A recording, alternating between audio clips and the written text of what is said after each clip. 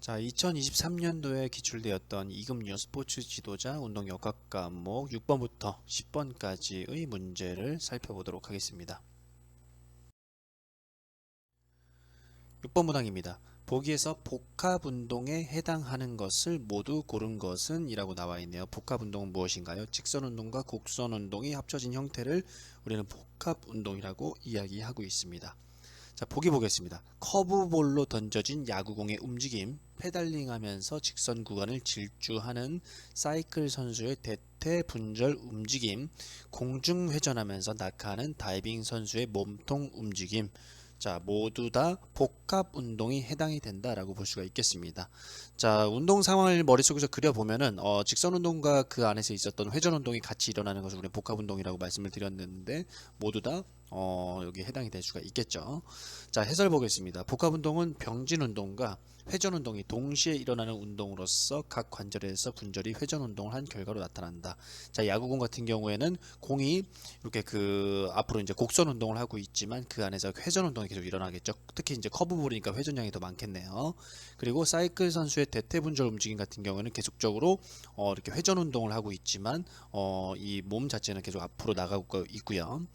공중 회전하면서 낙하하는 다이빙 선수의 몸통 움직임 마찬가지 회전을 계속하고 있지만 밑으로 이제 중력에 의해서 낙하하고 있으니까 복합 운동에 해당이 된다 볼 수 있겠습니다. 그래서 기역, 니은, 디귿, 리을은 아니고요. 기역, 니은, 디귿 모두 복합 운동에 해당이 된다라고 볼 수 있겠습니다.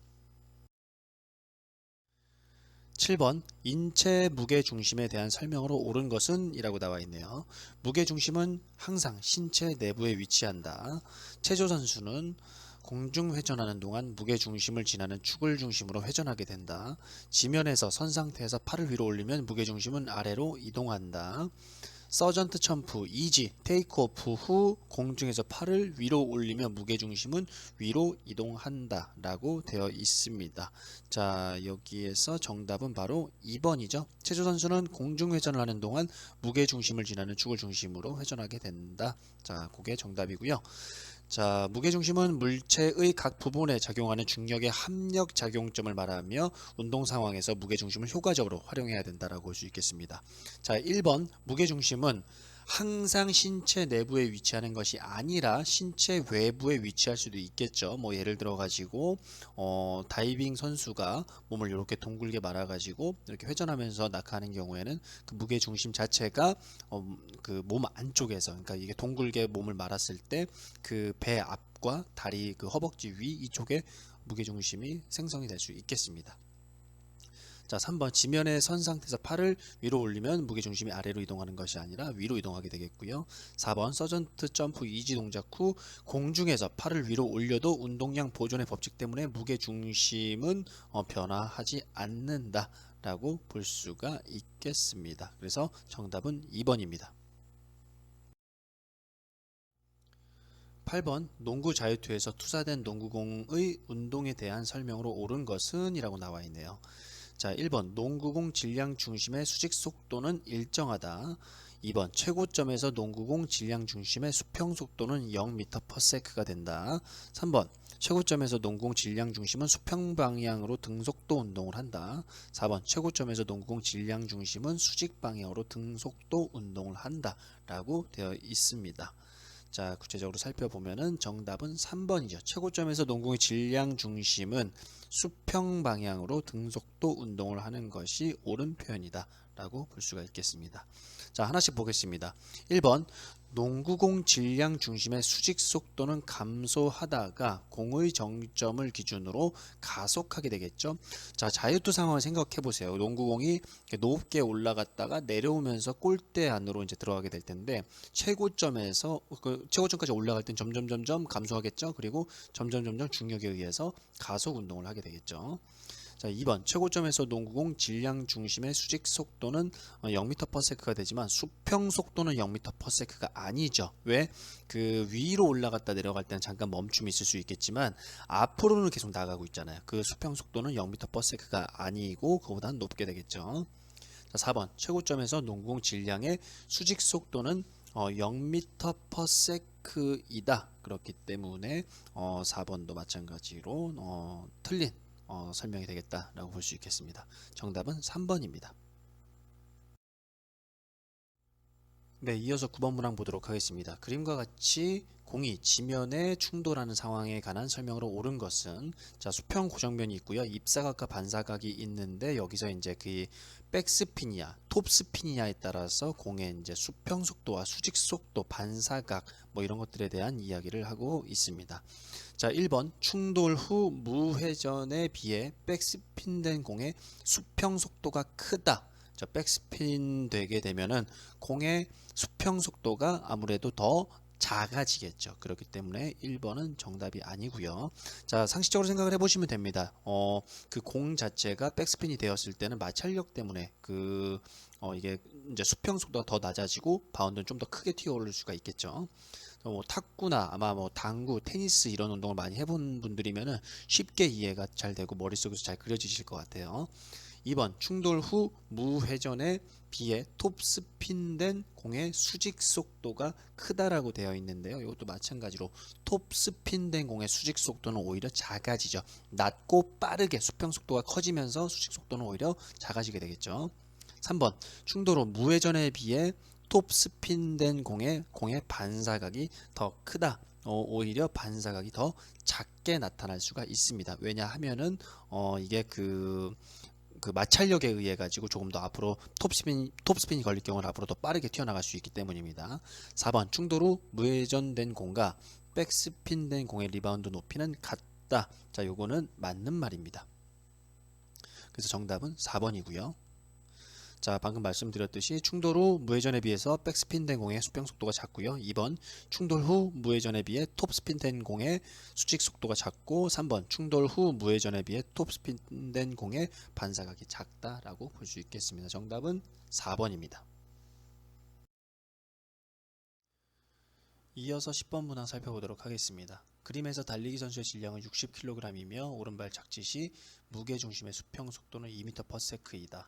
A와 B의 면적이 각각 80N와 20N일 때 오른발 이지 순간 무게중심의 수평 속도는 이라고 문제가 나왔습니다. 자, 일단은 여기서 이지 순간이 무엇인지를 알아야 되겠죠. 이지 순간은 오른발이 땅에서 떨어지기 직전의 그 순간을 이지 순간이라고 이야기합니다. 테이크오프 같은 경우에는 이륙시라고 이야기를 하니까 그렇게 보시면 될 것 같고요. 자, 여기서는 중요한 게 일단은 굉장히 어려운 문제였다는 것은 맞습니다. 일단은 그 전반적으로 공식도 좀 알아야 되고 이 그래프를 보고 해석을 할 수 있는 능력이 종합적으로 판단이 돼야 되기 때문에 굉장히 어려운 문제라는 것은 맞습니다. 뭐 아마 그 운동역학 문제 중에서 운동역학의 20문제 중에서 가장 어려운 문제가 아닐까라고 생각을 해 봅니다. 자, 그렇게 하고요. 일단은 정답 먼저 말씀을 드리면은 1번 3m/s입니다. 자, 이것은 어떻게 풀면 되냐면요. 충격량 구하는 공식에 의해서 풀어야 되는데요. 자, 일단은 여기 그 X축 같은 경우는 시간이고 Y축 같은 경우는 수평 방향의 힘입니다. 그래서 위로 올라가게 되면은 양수고요. 그 아래로 내려가게 되면은 음수를 보이고 있다는 거 잘 그림상에서 잘 해석을 해야 될 수 있을 것 같고, 자, B 같은 경우에는 뭔가요? 이게 그 처음에 지지기가 시작되는 거죠. 그 지지기가 시작이 되면서 그 속도를 이렇게 감소시키는 형태의 그런 어떤 형태를 보이고 있고요. 그 다음에 A는 어떤가요? 다시 이 오른발에 무게 중심이 올라오면서 뒤로 밀어내기 시작하면서 다시 추진력을 받는 A라는 공간이 나타나게 됩니다. 그 면적이 각각 80 뉴턴 세크 그리고 20 뉴턴 세크라고 이야기를 하고 있으니까 두 개의 차이를 구해야 되겠죠. 두 개의 차이는 60 뉴턴 세크이다 라고 보면 될 것 같습니다. 자, 거기까지만 하고 충격량 구하는 공식에다가 대입을 해보면은, 자, 지금 전반적으로 이렇게 쭉 나와 있죠. 그래서 60 뉴턴 세크 말씀을 드렸고요. 60kg의 선수이기 때문에 60kg 가로 열고 그 나중의 속도, 우리가 이제 구해야 되는 속도인 거죠. 예, 구해야 하는 속도 V2 그리고 2m/s를 빼줍니다. 예, 2m/s는 수평 속도가 2m/s이기 때문에, 그렇죠? 우리가 구하고자 하는 수평 속도에서 그 앞에서의 수평 속도를 빼줘야 되기 때문에 2m per sec이다 라고 보면 될 것 같습니다. 그렇게 해서 계산을 쭉 하다 보면은 V2의 값은 3m per sec이다 라고 보시면 될 것 같고, 구체적인 요거 이제 푸는 절차 같은 경우에는 지금 제가 해설에다가 제시해드린 요것을 참고하시면 될 것 같습니다. 굉장히 어려웠던 문제 맞고요. 이런 문제들은 사실 틀려도 됩니다. 틀려도 되지만 이런 공식을 잘 알고 있어서 대입을 잘 한다고 하면은 뭐 공부를 많이 하신 분들 같은 경우에는 풀 수 있지 않았을까라고 생각을 해봅니다. 자, 이렇게 해서 2023년도에 기출되었던 운동역학 과목의 기출문제 6번부터 10번까지 알아보았습니다. 자, 여기서 이제 9번 문항이 굉장히 좀 까다로웠죠. 9번 문항은 굉장히 좀 어렵기 때문에 이제 공식을 좀 알아야 되고, 그 공식을 기반으로 해서 우리가 문제를 풀 수 있어야 되는 좀 능력이 있어야 되는데, 그 공식 자체는 사실 뭐 어렵진 않았어요. 그걸 외우면은 뭐 쉽게 이제 대입해가지고 풀 수 있는 문제였긴 하지만, 이 공식 자체가 조금 이렇게 접근하기 좀 어려운 부분들이 좀 있죠. 그리고 제가 아마 그 이론 강의 때, 이제 기출 문제에서 자주 이렇게 나오는 공식을 아마 정리를 한번 해드릴 기회가 있을 것 같은데, 그 안에는 이제 포함이 돼 있었던 이제 그 공식이었어요. 근데 그 공식을 모르거나 아니면 안다고 하더라도 적용을 이제 운동 상황에서 적용을 할 수가 상당히 좀 까다롭게 나왔기 때문에 조금 풀기가 난해한 문항이었다. 그래서 그 극상의 문제가 하나 있었고요. 나머지는 크게 어렵지 않은 문제들이었다라고 생각을 합니다. 자, 그러면은 다음 영상에서는 운동역학 2023년도에 기출된 11번부터 15번 문항까지 살펴보는 시간을 갖도록 하겠습니다.